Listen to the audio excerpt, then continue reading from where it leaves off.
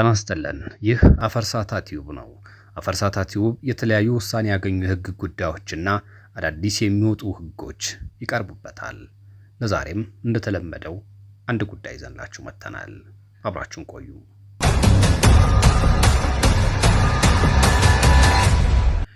ወቅቱ እንዲህ እንዳሁኑ የአዝመራ ወቅት ነው።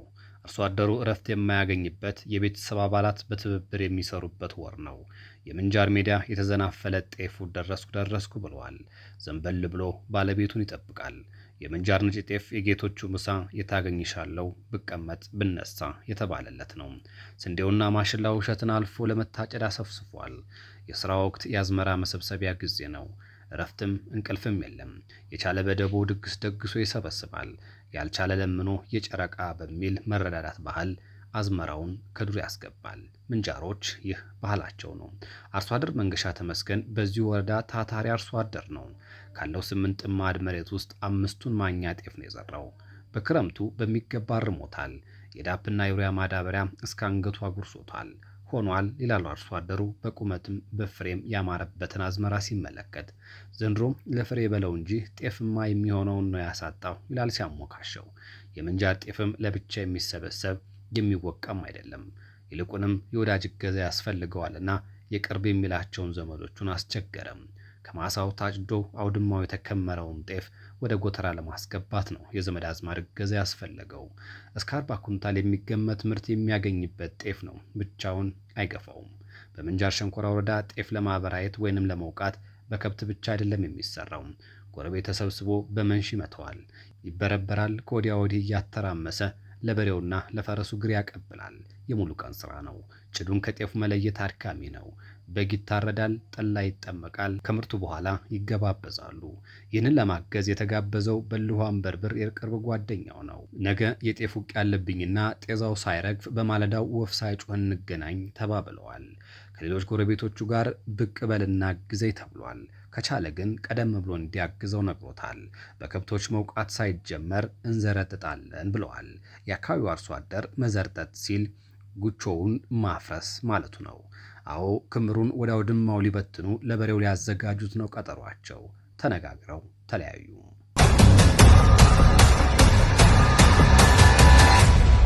ሌሊት 10 ሰዓት ሆኗል። ፀሐይ ሳይሆን ጤፉን ለውቂያ ሊያዘጋጁ ነው። ባለቤቱ መንገሻ በስራ ደክሟል መሰለኝ በቀጠሮ አልተገኘም። ጥቂት ደቂቃዎች ዘግይቷል። ቢሆንም ግን በማለዳው መስራት አለበትና ዘግይቶም ቢሆን ወደ አውድማው ሄደም።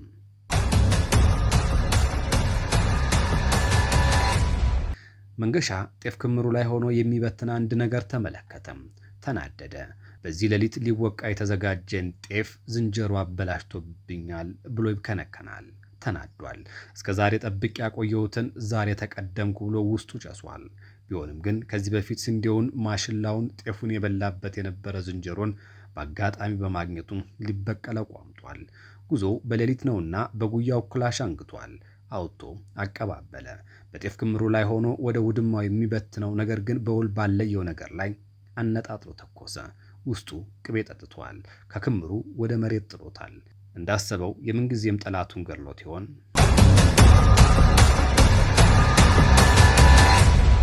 መንገሻ ክምሩን ተጠግቷል። ድቅድቅ ጨለማ አሳስቶታል። ያ ከርቀት ሆኖ ያየው ክምሩ ላይ ከወዲያ ወዲህ የሚለው ሰው ነው። ከርቀት ሆኖ በዚህ ሌሊት ጤፍ በላብኝ ያለውን ዝንጀሮ አልነበረም የገደለው። ማታ ቀጥሮት የነበረው በልኋን በርብር ነው። ቃሉን ጠባቂው በልሁ ከባለቤቱ ቀድሞ የጤፍ ክምሩን ለውቂያ እያመቻቸ ነበር። መንገሻ ቀድሞኛል ብሎ አላሰበም። ቀረብ ብሎም አላጣራም። በችኮላም እርምጃ ወሰደ። ጨለማው ምክንያት አደረገ። ጓደኛው ዝንጀሮ ነው በሚል የሳሳተ ግምት ባጭሩ አስቀረው።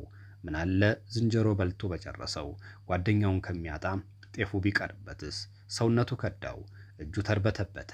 ምንድነው ያደረኩት አለም።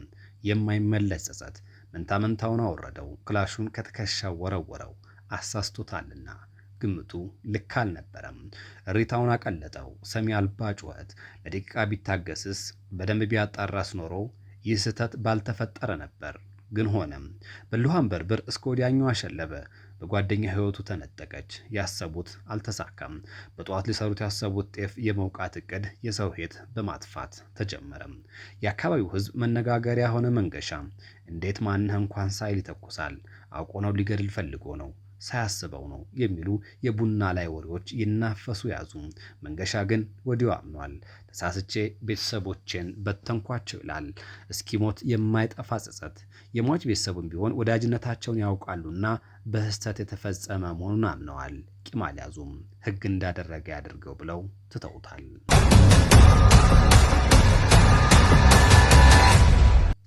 መንገሻ እጁን ለፖሊስ ሰጠ። ጓደኛዬን፣ የክፉ ቀኔን፣ ለችግሬ ፈጥኖ ደራሽን ገደልኩት አለ። የፖሊስ ስራ ቀላል ነበር አምኗልና። የወረዳው ፍትህ ጽሕፈት ቤት ለዞኑ ከፍተኛ ፍርድ ቤት መዝገቡ ልኮ ውሳኔ ተሰጠበት። ምስክሮች አላስፈለጉም። ተጨማሪ የሰነድ ማስረጃም ከክስ መዝገቡ ጋር ማያያዝ ከዳኞች አልተጠየቀም። እያነባ አምኗል። የእምነት ክህደት ቃል ሲሰጥ ያደረግኩት እኔ ነኝ ብሎ አምኗል። መንገሻ በግዴለሽነት ራሱን ሊያግዝ በሄደ ጓደኛው ላይ በፈጸመው ግድያ የ7 ዓመት ጽኑ እስራት ተቀጥቷል።